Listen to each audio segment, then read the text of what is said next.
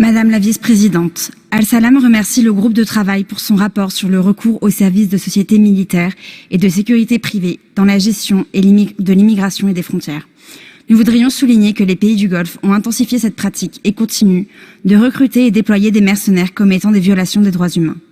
Cette pratique est établie par les monarchies du Golfe pour protéger leurs pouvoirs et leurs intérêts politiques dans la région, que ce soit à l'intérieur de leurs frontières ou à l'extérieur.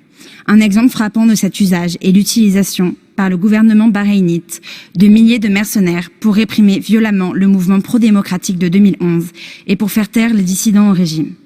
Cependant, ce qui est d'autant plus inquiétant est l'utilisation par la coalition menée par l'Arabie saoudite au Yémen de compagnies militaires privées et le recrutement d'étrangers.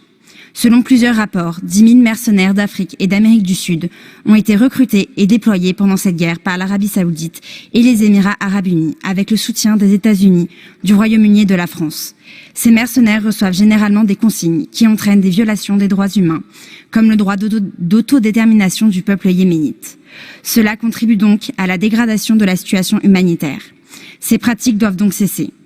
C'est pourquoi nous demandons au groupe de travail quelles sont les mesures les plus efficaces pour combattre l'utilisation des mercenaires et les violations des droits humains qui s'ensuivent au Yémen. Merci.